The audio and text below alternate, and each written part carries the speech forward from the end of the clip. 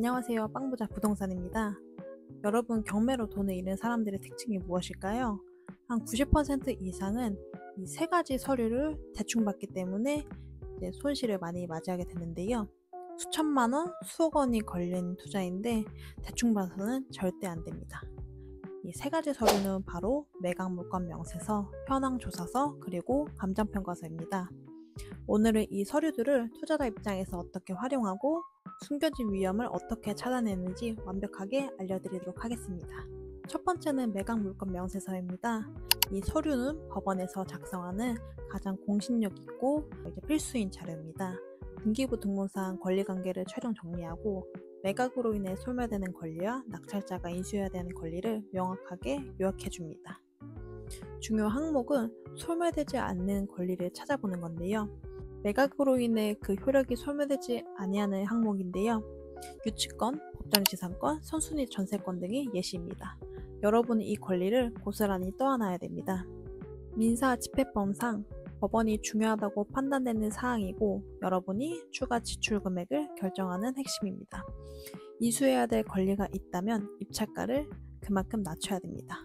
만약 유치권이 있다면 유치권 금액을 제외하고 입찰을 해야 됩니다. 두 번째로 중요한 항목은 배당 요구 현황입니다. 특히 대항력 있는 선순위 임차인의 배당 요구를 필수적으로 확인을 해야 됩니다. 만약 이 선순위 임차인이 배당 요구를 하지 않았다면 낙찰자가 그 보증금을 무조건 떠안아야 됩니다. 임차인이 배당 요구 종길 이후에 요구를 했거나 아예 누락했다면 이 모든 책임은 낙찰자에게 오게 됩니다.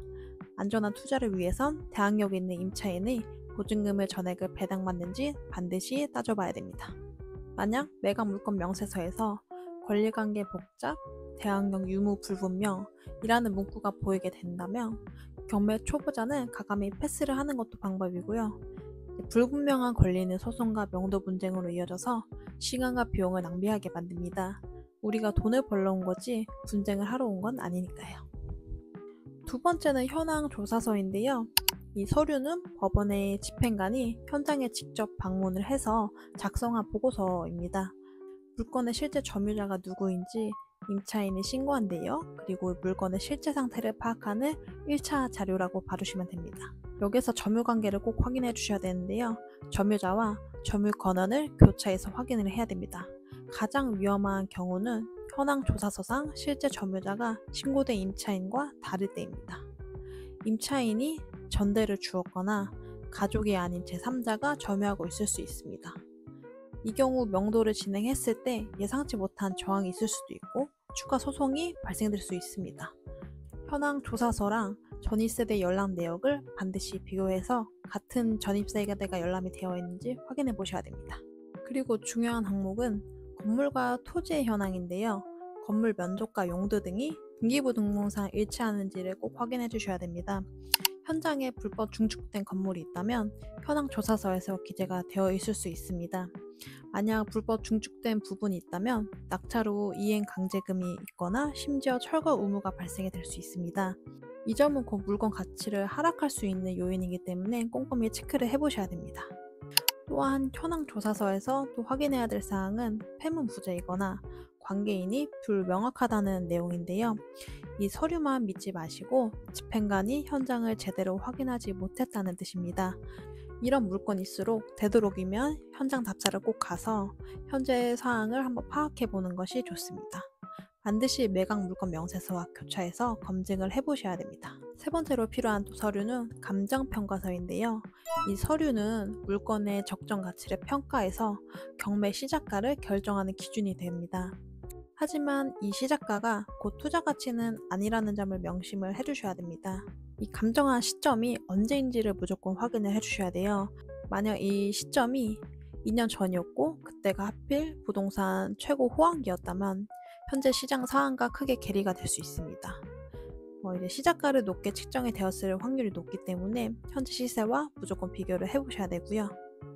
감정평가서는 과거 시점의 주변 거래를 기반으로 가치를 산정한 겁니다. 그렇기 때문에 우리는 현재 실거래가, 금리, 시장 상황에 따라서 현재 입찰가를 다시 산정을 해야 되고요. 감정가가 높다고 무조건 좋은 물건은 아닙니다. 여기서 중요하게 봐야 될 사항은 건물과 토지가 일괄적으로 매각되는지를 봐야 되는데요. 대부분 이제 경매 사이트에서 건물과 토지가 일괄 매각인지 표시가 되어 있는데요. 혹시 이제 여기서 건물은 제외한 사항인지 반드시 확인해 주셔야 됩니다. 만약 이제 건물이 이제 제외하고 매각이 진행되었다면 낙찰 후 건물 소유자를 상대로 법정지상권 문제가 없는지 또 철거 소송을 해야 될 수도 있습니다. 복잡한 문제를 만들지 않으려면 일괄 매각 물건인지 권리관계를 다시 한번 체크를 해보셔야 됩니다. 감정가는 단순히 경매를 시작하는 기준점으로 봐주시면 됩니다. 여기서 정리를 한번 해볼게요. 경매는 결국에 이 세 가지 서류, 매각 물건 명세서, 현황 조사서, 감상평가서를 얼마나 꼼꼼히 보느냐에 따라서 나의 이제 투자가 성공인지 실패인지를 판가름할 수 있습니다. 이 세 가지 서류 정보가 서로 모순되거나 불분명하다면 그 물건은 잠재력의 위험을 내포하고 있습니다. 다음 이 시간에는 이 서류들을 통해서 피해야 할 경매 물건 유형을 실제 예시로 한번 보여드리도록 할게요. 안전하고 성공적인 투자를 위해서 구독과 좋아요 부탁드리겠습니다. 감사합니다.